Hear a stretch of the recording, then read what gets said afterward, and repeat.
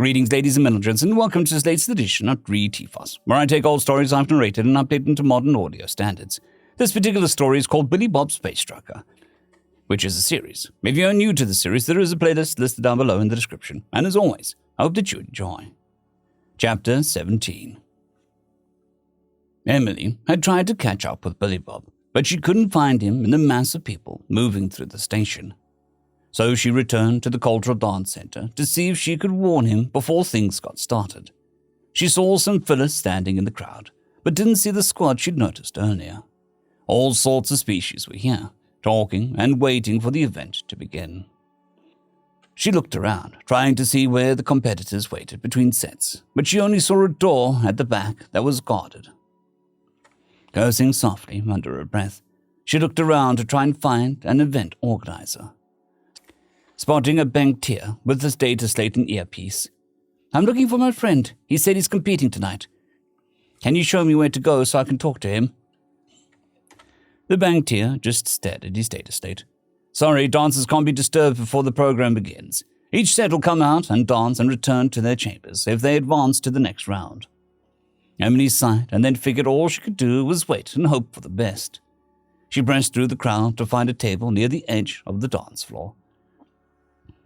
Most of the crowd was standing and talking, so she figured that she could get a seat early. After a few minutes, the lights dimmed and brightened as the crowd started to find seats, all stand around the area.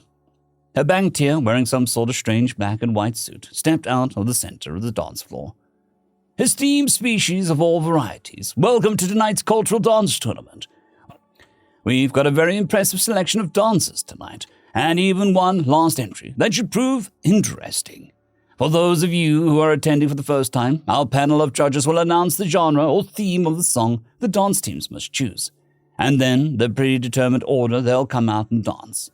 They're ranked according to skill, difficulty, and flair. Those who continue on to the next round return to their preparation room until the next round.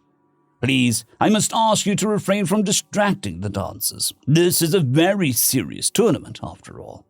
Applause and cheers are allowed, however. As usual, this music is taken from a rather interesting and barbaric culture that has more variations of music than we've encountered before from such a young species. Please enjoy yourselves." With that, he walked off the stage as everyone got quiet. She could see the judges sitting on a platform to the side of the dance floor, while everyone who couldn't get a seat stayed close to the edges. Slowly, the strange orb Billy Bob had recognized dropped from the ceiling, spinning around as it began to shine all across the room. There was a murmur of surprise before the music began to play, and the announcer came in. "This first number is from a last-minute entry who's never competed before, performing a free-choice song. Please give a warm welcome to our first contestant, Billy Bob, Space Trucker." Billy Bob strutted out of the black door and onto the dance floor as the music began. Emily wasn't sure why, but he was wearing a yellow hat that looked rather rigid, and some sort of orange vest over a red shirt.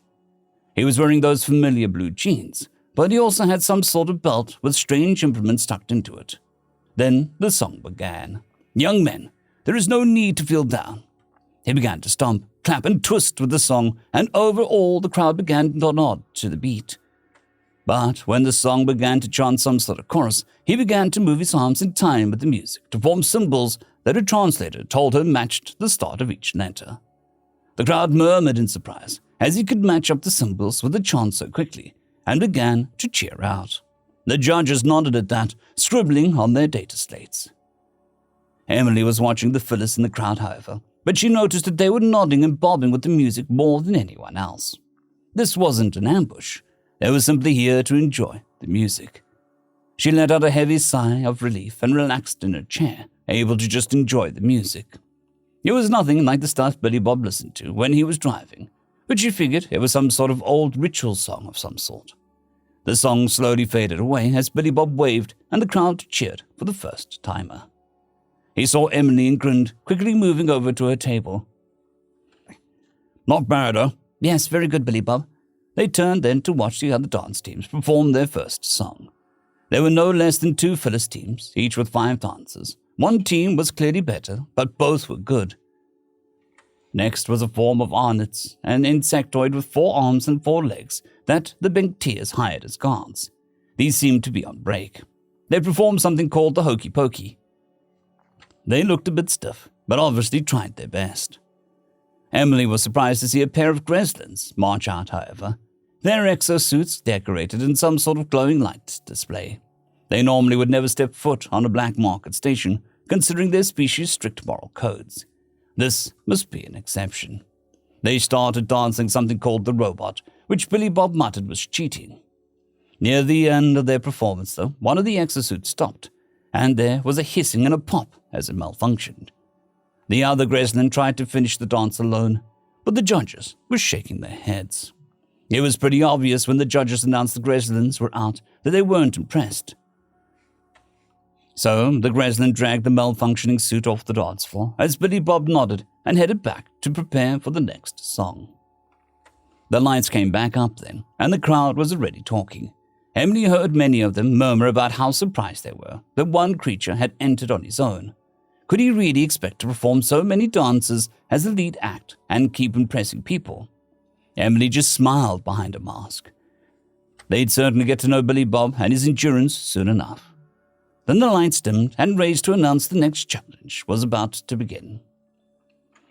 We will now witness a series of dances using songs that tell historical tales from the culture's past, the judges announced.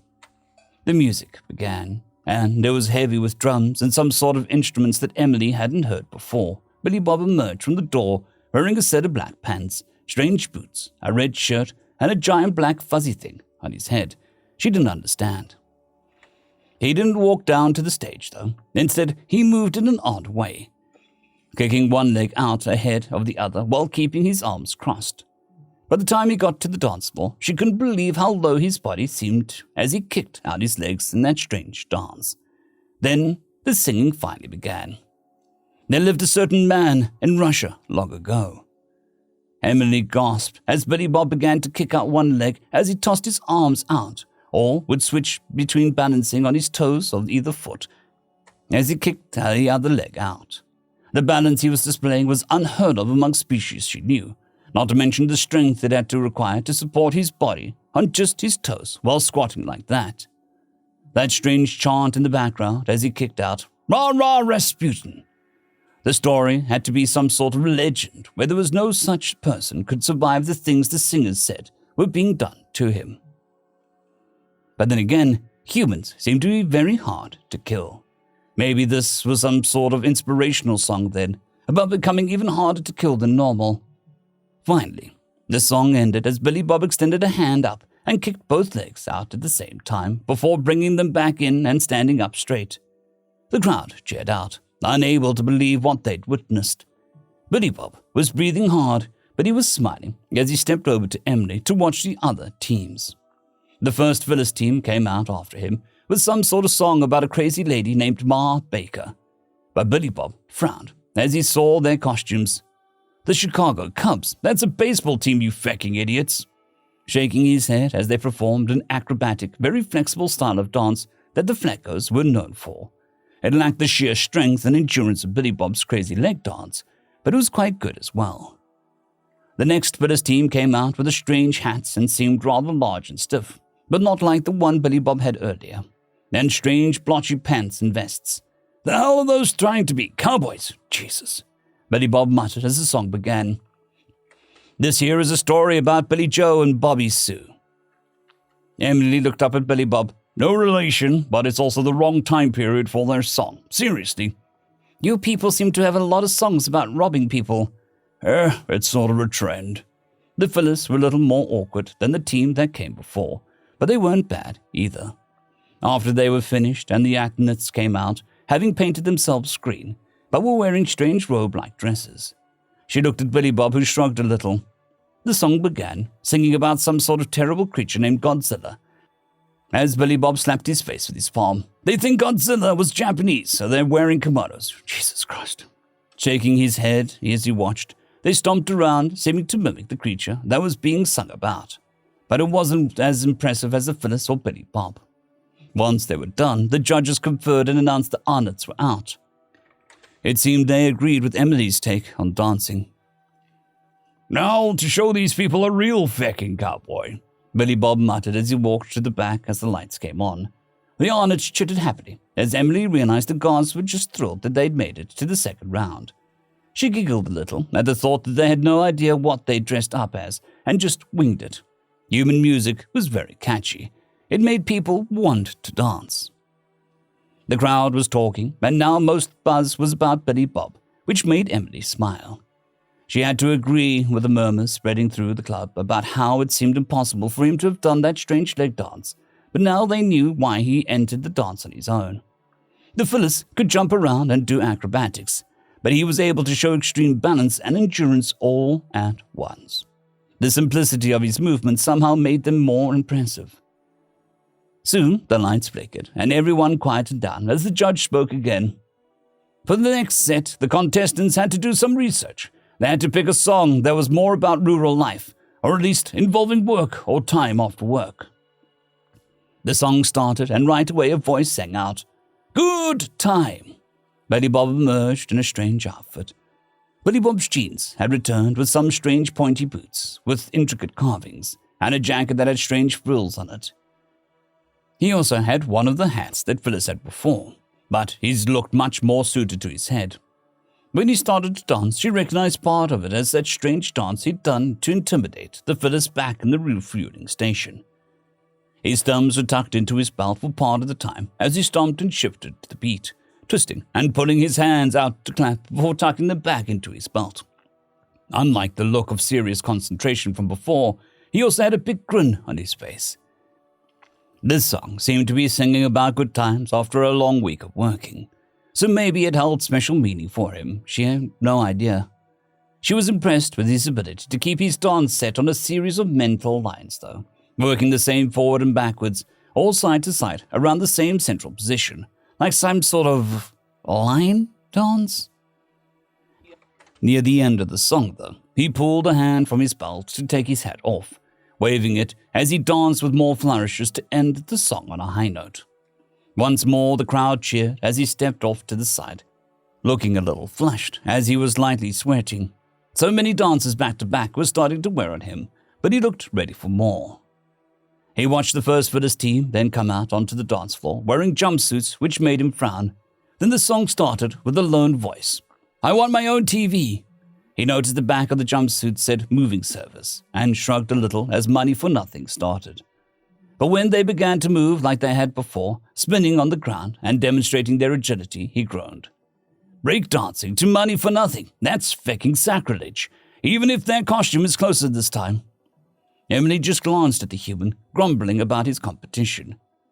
When the next song came on, they were wearing white shirts and black stripes, or black shirts with white stripes, and some sort of mask over their faces, holding bags with strange curvy symbols on the side with a slash in it. Her translator told her there was a sign for money. "Bank robbers," Billy Bob muttered when the song began, and she heard him snort. "Bank robbers dancing to money." The singing began and they started to move, but the beat was a little too slow for the Phyllis style of dance. It didn't really fit.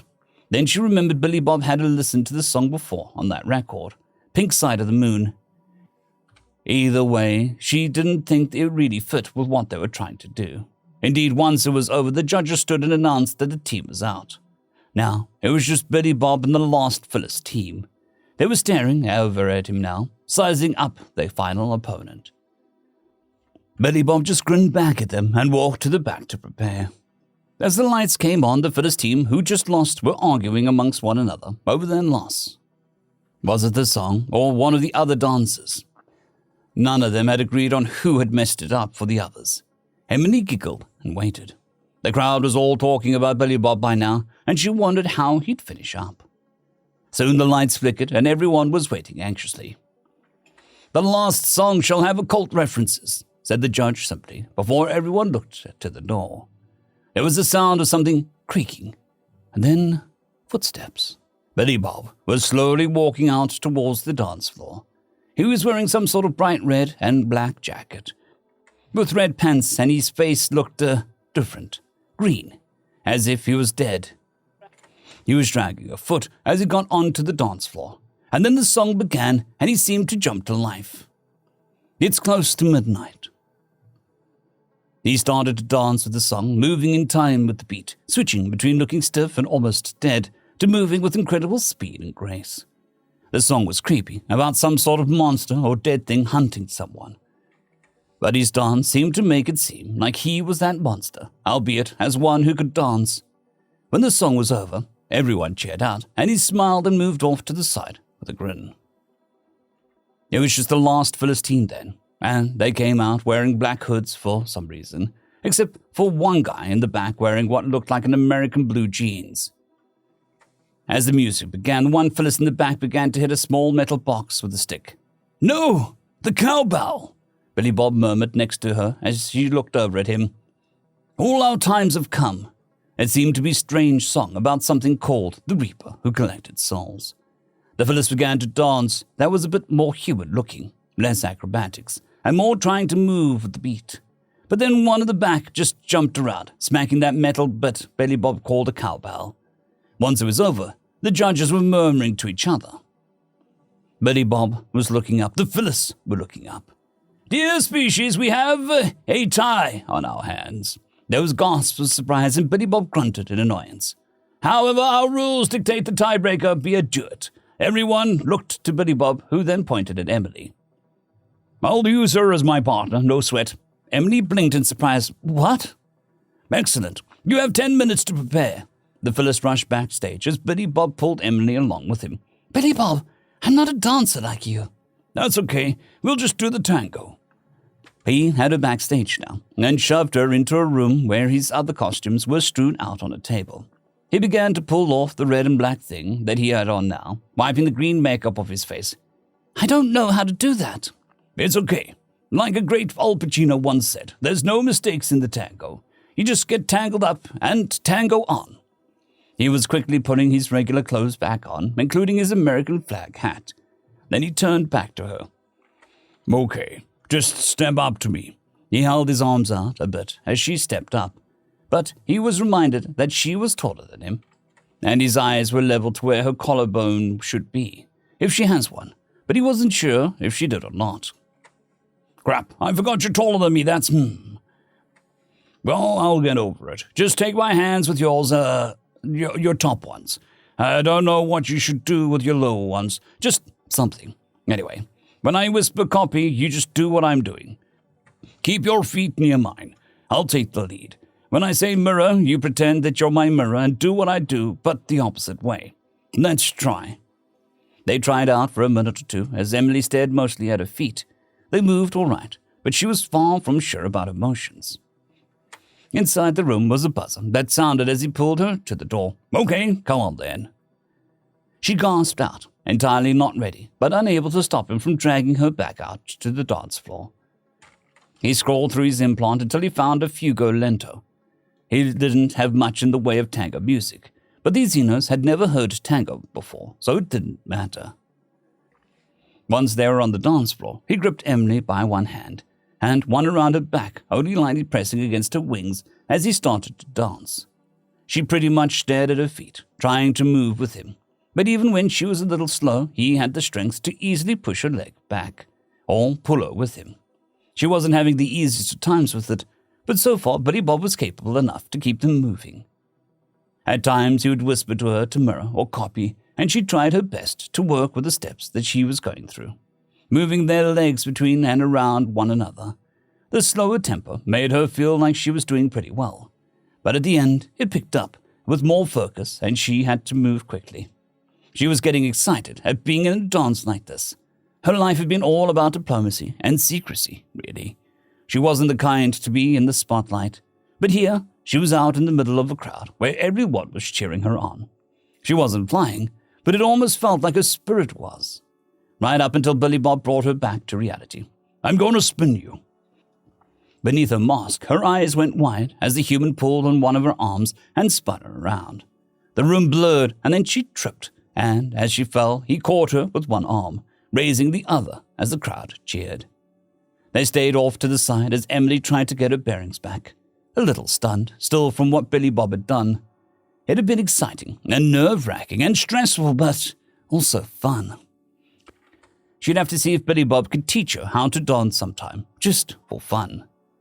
For his part, he had been eyeing the massive trophy in the side of the room. He wanted to win so bad that he could taste it. He might have to teach Emily how to dance in case this ever happened again.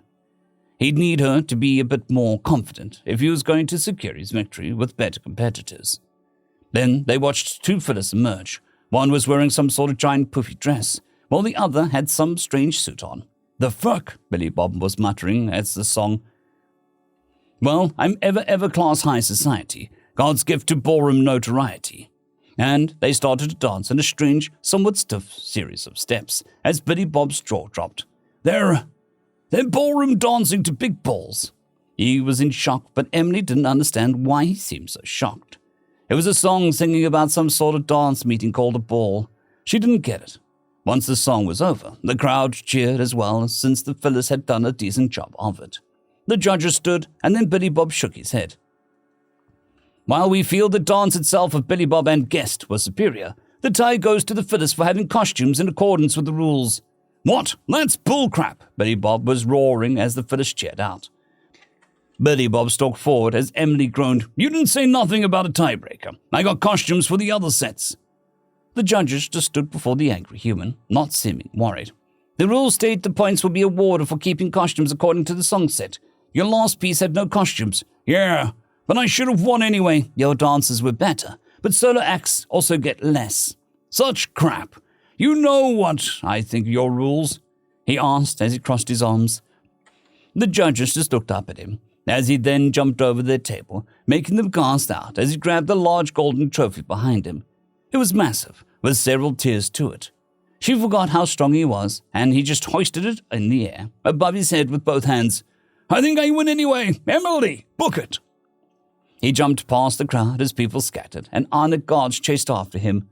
The diplomat blinked and quickly let her wings flap as she jumped up and began to fly after the human, holding the trophy over his head, running and jumping for his ship. And so ends another chapter in the adventures of Billy Bob Space Trucker. I would like to thank our T5 members and patrons, Casper Arnholtz, Jon Creighton, W.R.E, 050, Dragzoon W.R.E, and Elijah Silvercross. Thank you very much.